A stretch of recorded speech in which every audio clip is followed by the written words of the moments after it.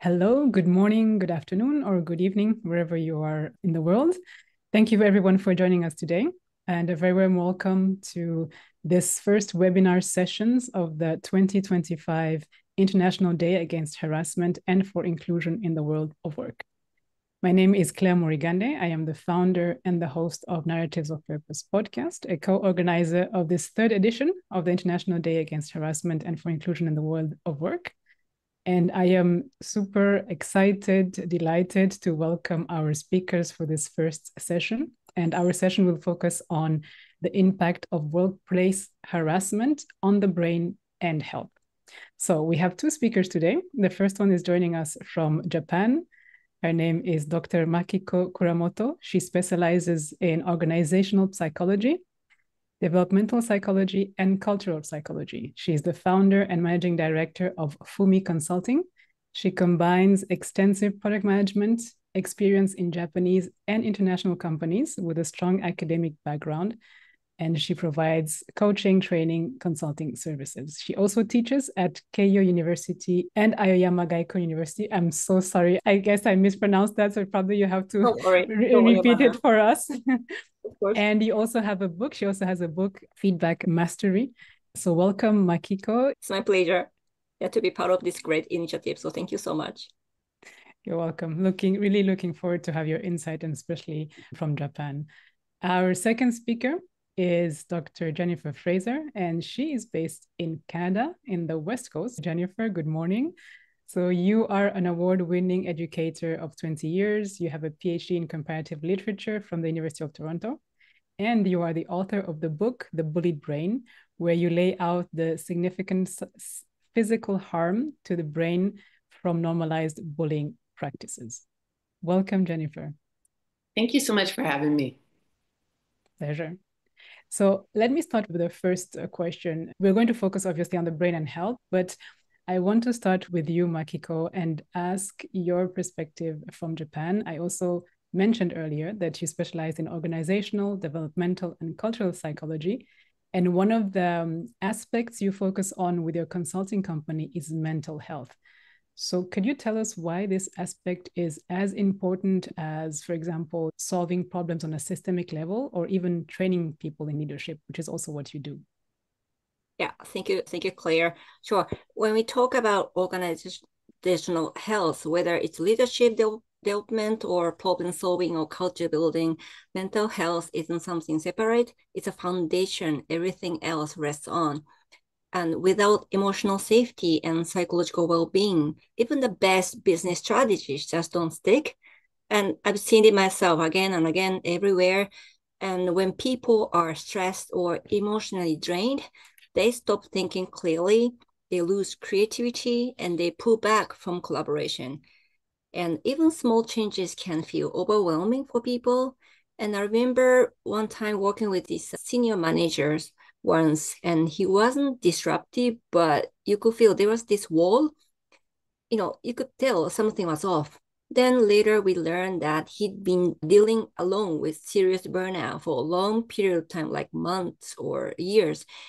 And when we finally had space to talk about it with support from his own manager, yeah, it wasn't a quick fix, but it did open the door. Then gradually he became more and more open and grounded. And over time, his team as well began to feel the difference. So yeah, mental health isn't a side issue. It's what holds everything together or make it fall apart. I think that's an important point because we often forget that actually mental health holds everything together, just like you said, whereas now it took so many years and decades to actually address it, and we're just focusing on the physical part. So tell me about long-term effects of consequences this can have in the workplace when we talk about workplace harassment, such as stress and well-being and on cognition. So can you tell me a bit more about the long-term effects? What have you observed so far? Yeah, of course. Yeah, that's a really critical question. Thank you. So workplace harassment isn't just a short-term stressor. When someone is exposed to harassment over time, it causes a chronic stress. And that chronic stress can actually start changing how the brain works. So basically, there are three main areas we see the biggest impact. First is amygdala, which detects danger and becomes overactive, that puts people in a constant state of alert. So we become more anxious, more reactive, and more emotionally sensitive. Second is the hippocampus. The part that supports memory and learning can actually shrink under long-term stress. So it gets harder to take in new information or even remember things clearly. And third, the prefrontal cortex, that's here, the part we need for decision-making and self-regulation, that starts to lose its effectiveness. So that's why people under harassment-related stress often find themselves mentally scattered, distracted, unable to focus. And the damage doesn't stop at brain function. Harassment often takes away people's sleep, it isolates them, and slowly wears down the people's confidence and motivation and sense of safety, and not just at work, but in their life as a whole.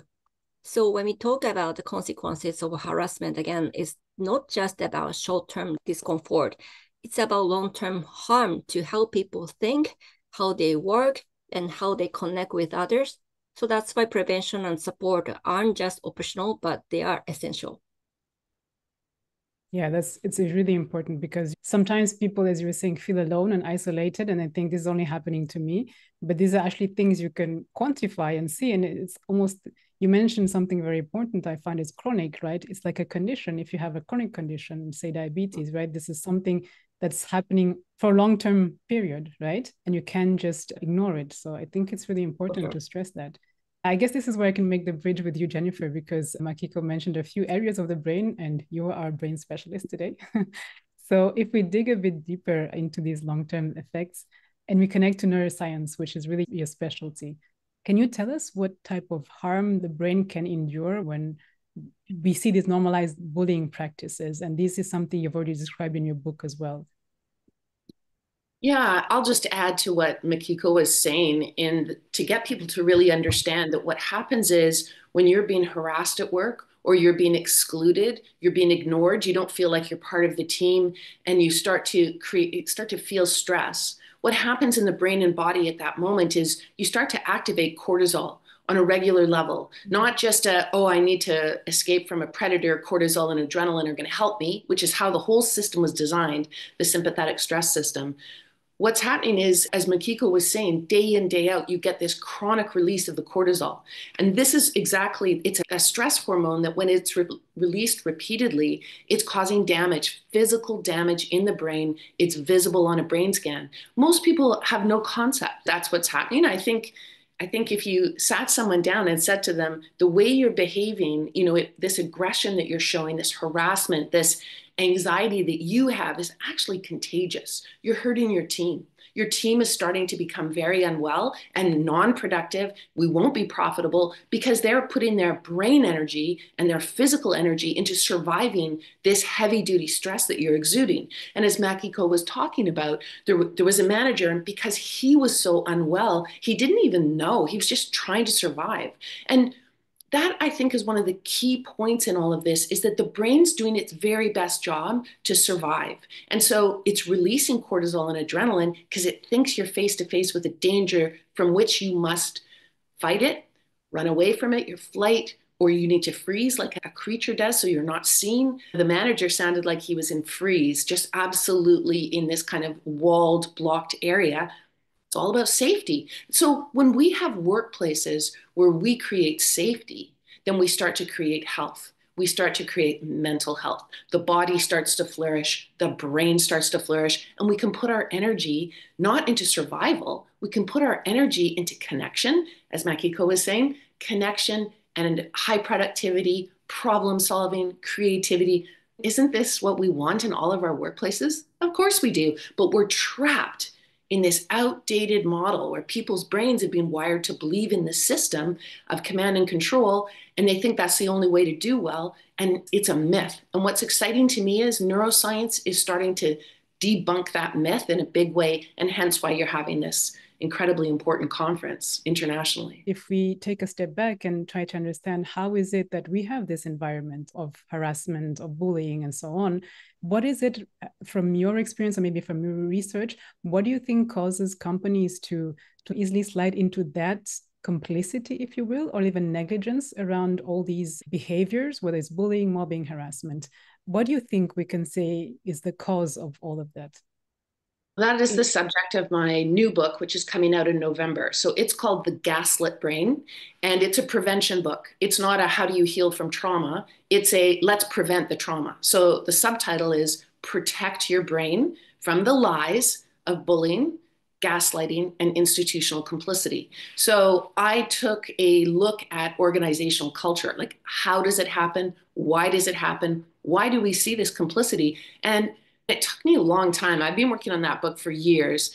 And what I found was if you are the leader of a company, it's most important to you on a cellular level to leave a good legacy and not to face the fact that harm happened on your watch. And you want that so badly. You so badly want to be the decent hero of your own narrative that you dismiss and deny reports of abuse and harassment and exclusion and all of these mobbing, these things that we see in the workplace. That's where the gaslighting comes in. The gaslighting is designed to make you not see what's happening and to adhere to the leader's version of events, the independent investigation that found that nothing happened. It's really, that's not believable. But when the person has power over you, you will become blind to betrayal. And that's Jennifer Freyd's work. She's an expert in the fact that we put on blinders. We all know this, Makiko, you would have seen it many times at work, where when abuse is reported, all of a sudden your colleagues disappear. They all look the other way. They will not stand with you. You believe they will, but they won't, because they're not going to put their head on the chopping block. They're not going to lose their opportunities for promotion. They're not going to lose their livelihood. They can't feed their family. It's high stakes at work. And so when people get pushed into those positions, when the person who has power says this is reality, we see this right now happening internationally in the political sphere. This is reality. You must adhere to my version of events. If not, I'm threatening you and you're going to lose your job. It takes an unbelievable intestinal fortitude, is what one of the whistleblower lawyers described it as that I interviewed for my book. And what's your perspective on that, Makiko? Because you also specialize in organizational psychology and culture. And what is your perspective on how this comes to be? Yeah, Claire, thank you. And thank you, Jennifer. Yeah, harassment doesn't happen randomly. It's shaped by the organizational culture. And there are a few common patterns I often observe. First is excessively rigid hierarchy, especially in Japan with low psychological safety. When people feel they can't speak up, even when something feels absolutely wrong, problems get buried. In some Japanese companies I have worked with, there's a strong pressure to read the air and avoid making mistakes, avoid making waves. That often means harmful behaviors are ignored just to keep the surface calm. So like Jennifer mentioned, so turning a blind eye, even if you know that's wrong, just to protect yourself. And second, it's the culture that overvalues endurance and loyalty, especially in Japanese culture. In some places, the more you tolerate, the more you're seen as dedicated. Can you imagine? That's crazy, right? I remember a case where a young Japanese manager, it's a woman, endured repeated sexist comments. When she got fed up, when she finally spoke up, she was criticized, not for what happened to her, but for being too sensitive. And this is really tragic. And she needed to leave the company. And then nobody stopped her. And third, a culture of punishment and fear. Actually, I give you an example. In 2005, there was a major train accident in Japan where over 100 people died. And it happened at JR West, one of the major railway companies in Japan. At that time, there was a culture where even small mistakes were punished harshly. It was a para-harassment. Like you have to do weeding, you have to do toilet cleaning for 12 days and so on. And you are yelled and you are threatened to terminate the contract. So in that kind of environment, the driver had slightly overrun a stop and caused the delay, and he panicked and trying to catch up. Then the train derailed.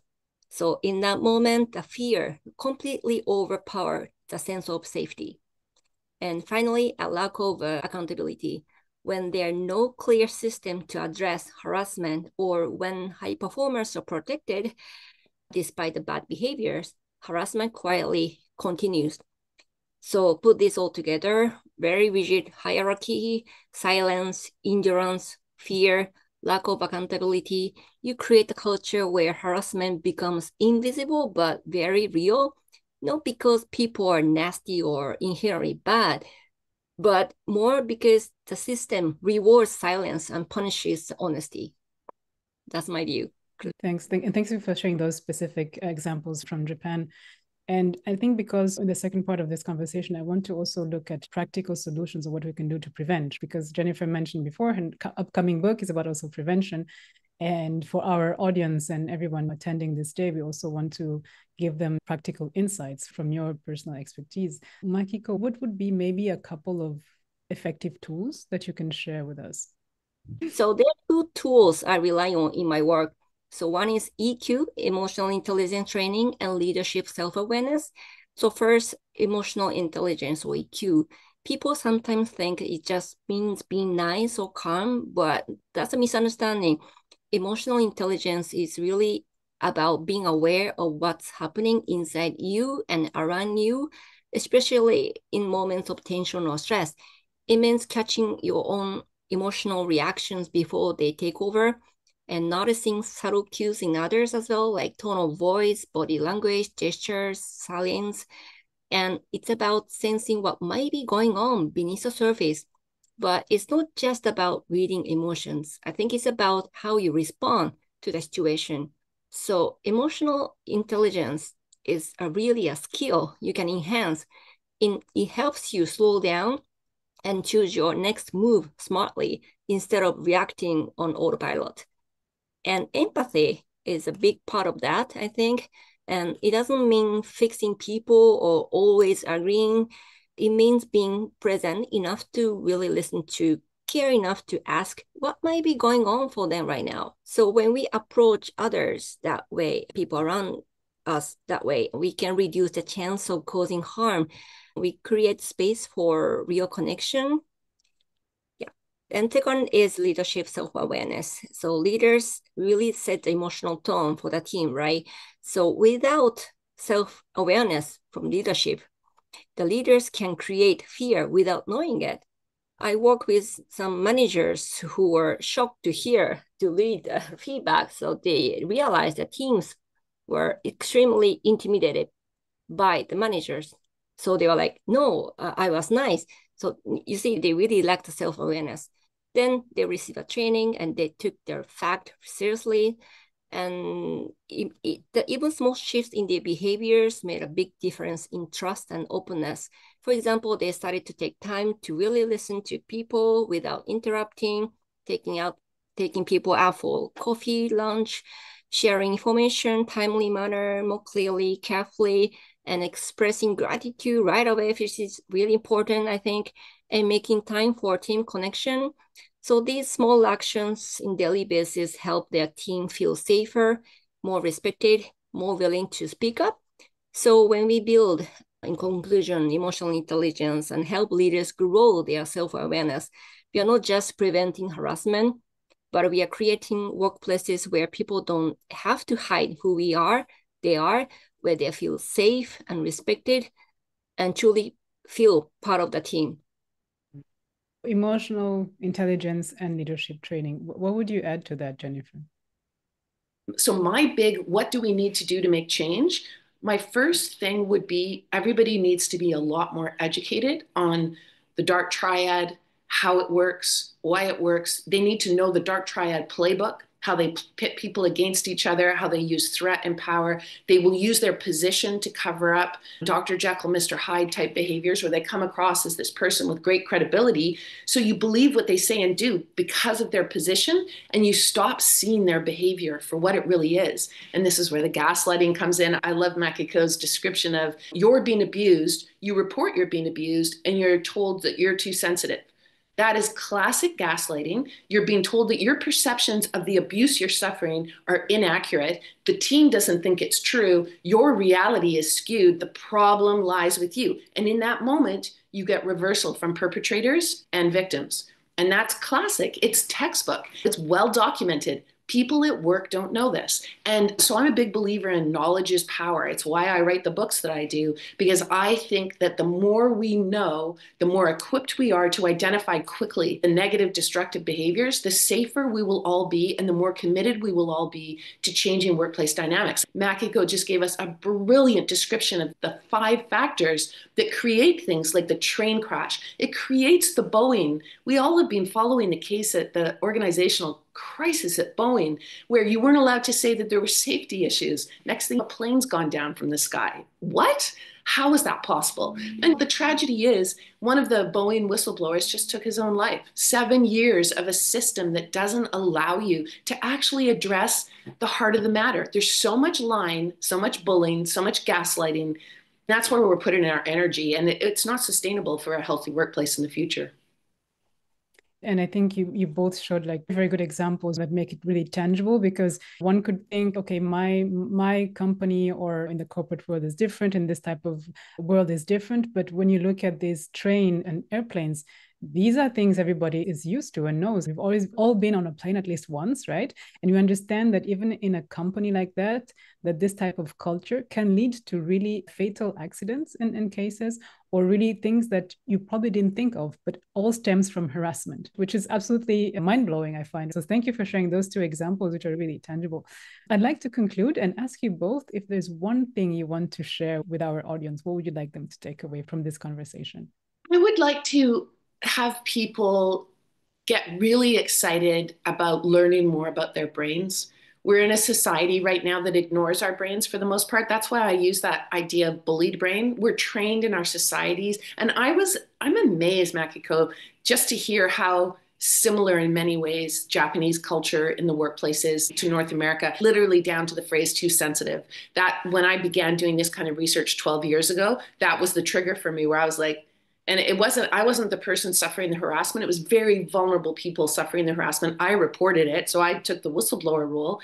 But that is exactly what they said. The people that are being abused are too sensitive. So, what? And that was my first introduction to gaslighting. I was like, okay, that doesn't make any sense to me. What does the research say? And when I hit the brain science, I was like, everybody needs to know this. Everybody needs to know. Just as Makiko described, 3 parts of the brain that are being damaged in these things, in these kind of scenarios that are abusive. You can see it on a brain scan. We need to start learning about that and what the parallel is, and why I believe that change is possible. In my lifetime, we learned that smoking, we were told it made us tough, it made us glamorous, it made us independent, it was good for our health. That was hammered into us. And we grew up with it. Everybody smoked in the workplace. Everybody breathed in secondhand smoke. Non-invasive technology, the X-ray, showed us that smoking was correlated with cancer. All the laws changed. You're not allowed to smoke at work. Simple. That needs to happen with exclusion and harassment and bullying. You're not allowed to do it. Why? Non-invasive technology, the EEG, the MRI, the fMRI, it shows us damage to the brain. Therefore, you cannot do it. Plain and simple. And once those laws come into place, like they did with smoking, everybody gets informed, educated, leadership starts to pour all kinds of energy and knowledge and workshops and trainings into it. Everything changes. And I'm surprised that hasn't happened. So my one big takeaway for people would be, really, the more you learn about your brain, the more empowering it is. The brain levels the playing fields. We all have these incredible brains, and we should all be capitalizing on how fabulous they are. Thank you. And perfect analogy with the smoking. I love it. Makiko, how about you? What's your concluding note for our audience? Right. I fully agree with Jennifer. I think we need to increase more education to people, like how big the impact on our physical health as well as mental health. And we have to show evidence, then they have to convince people it's really hurting us, because we are social animals, human beings are. Being excluded and being bullied is fatal to us. It's a big pain for us. So we have to understand the impact. And also for in a workplace, the leadership has to realize that they have to lead by example. So they have to show how we should treat people. So we have to communicate better, so we can learn assertive communication, and also we can also enhance active listening, how to really listen to people. and show gratitude. And I think we have to increase the quantity and quality of communication with each other and create a space where people can open up and say things without fear of speaking up, without fear of being humiliated. Thank you, Makiko Kuramoto, joining us from Japan. You are founder and managing director of Fumi Consulting, and Jennifer Fraser, joining from Canada. And you are the author of The Bullied Brain, and you have a next book coming soon, The Gaslit Brain. Thank you all.